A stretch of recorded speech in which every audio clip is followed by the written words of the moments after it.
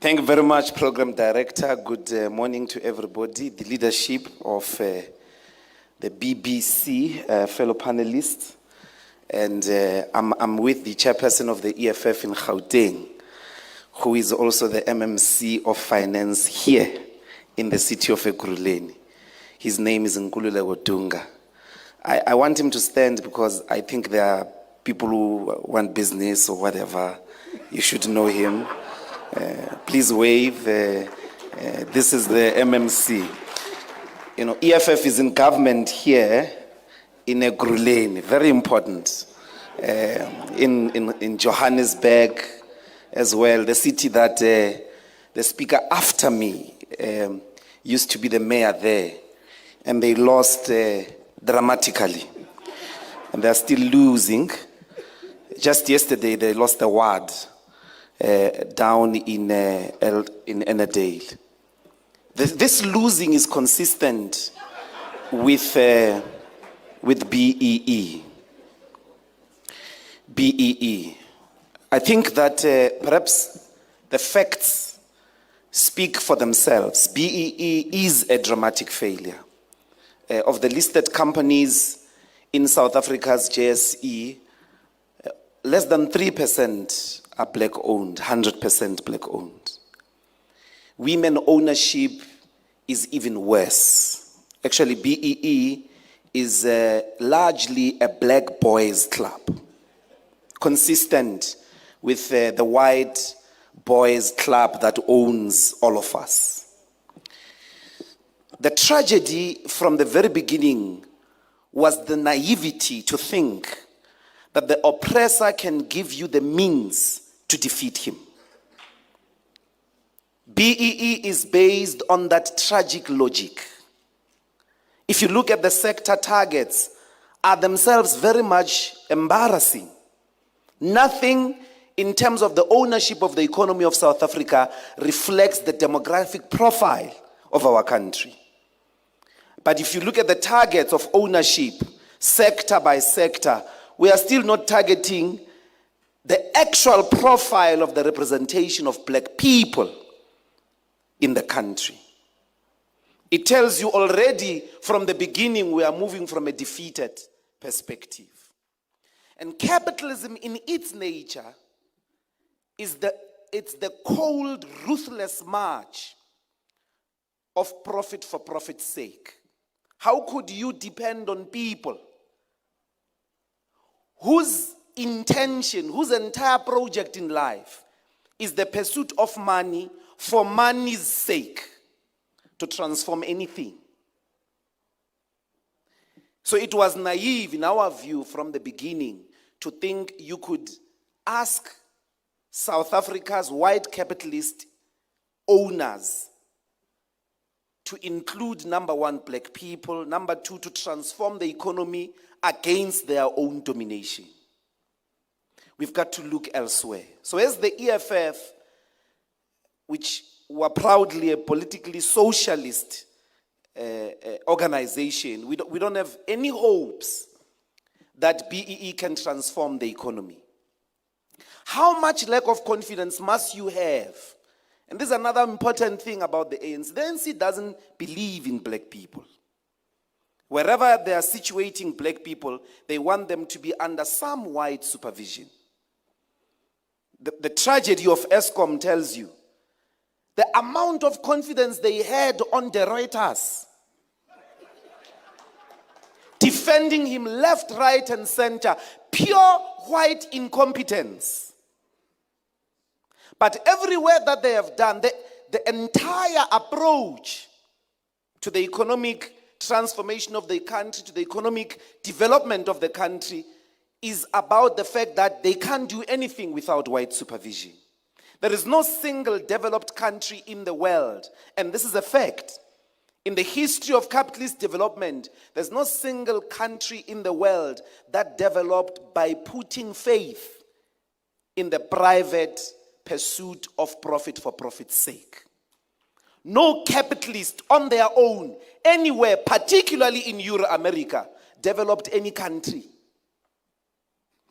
Most, in fact, all the developed countries have had the state at the center of development.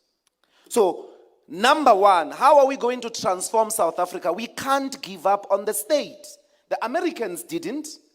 After World War II, go look what Euro-America did.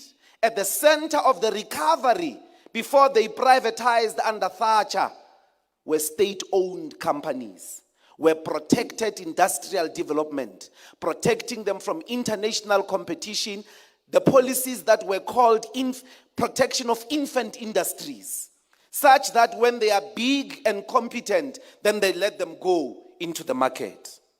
The state must be at the center of the development of South Africa's economy. So what has happened to the state in the last 30 years?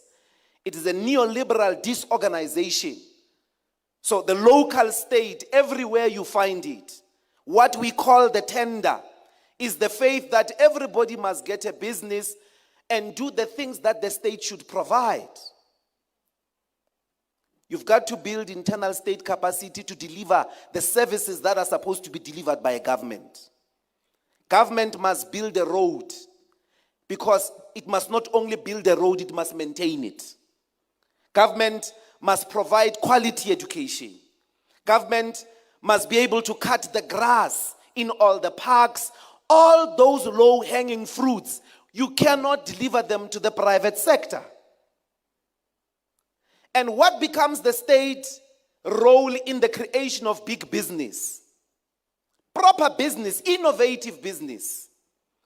Not chance takers who are busy asking, for small favors in exchange of bribes. Proper business. Black people can't participate in innovative businesses for a very simple reason. Because you don't have a bank of your own. The South African banks don't believe in you. They don't believe in black talent. They'll never give you enough money to be able to become a captain of industry. There's nothing we can do until we have a bank of our own. So step number one, we need a bank. And that bank must become a state bank. That is going to waste money on you, like the apartheid government did on Afrikaners. That is going to give you funding, give you 40 years minimum, like Toyota. The story of Toyota, which at the moment, there's no village in the world without a Toyota, in the world. But if you look at the story of Toyota, it was properly supported by the state for 40 years until it became the giant that it is. It's the story of a number of companies. The strongest agricultural sector in the world is in the United States, but it's the most protected from international competition. We cannot give up on the state because the ANC destroyed it. It is the only thing you have as black people. You can't fold your arms and all go into a mode of condemning government. It is the only shield, it is the only gain of the liberation movement. We've got to build state capacity. We've got to use the government. We've got to use the state to transform our lives. White people are not going to develop you. White people are not going to save you from poverty. If you don't know, the last 30 years is evidence. White people themselves, to become the rich people that they are, used the state. They could have made it without the state. They were protected by the state. They were funded by the state. They were given all types of opportunities by the state. You have to save your state. Don't surrender it to corrupt people.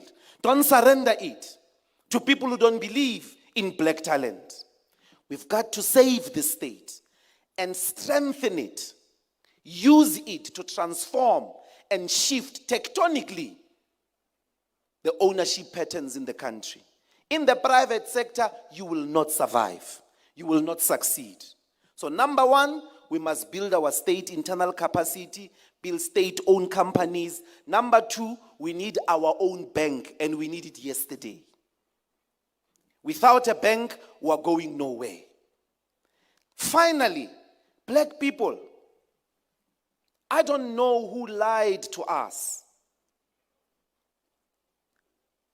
We cannot continue calling this place our country when we do not own the land. Actually, the most untransformed of the sectors in terms of this BEE arrangement is the agricultural sector. Land is everything. Kwamanje nje, we're on the land. Even if you want a saloon, it has to be on the land. Perhaps that is the genesis of everything. Without the land, we are visitors in this country. You can hate foreign nationals all you want. There are people who are campaigning everywhere, program director, that our problem is foreign nationals. Foreign nationals, gwabani. Ngoba you are a foreigner yourself. We've got to get back the land. We do not have the land. And therefore, I appeal, I invite all of us as black people to be unapologetic. Even if your interests are entrepreneurial in relation to the fourth industrial revolution, you will not be able to even do the fourth industrial revolution without the land. You don't have land. That's why the banks won't give you funding, because you don't have the land. We have to get back our land. We have to build internal state capacity and use the state to transform the economy. Thirdly, we need our own bank. That is the path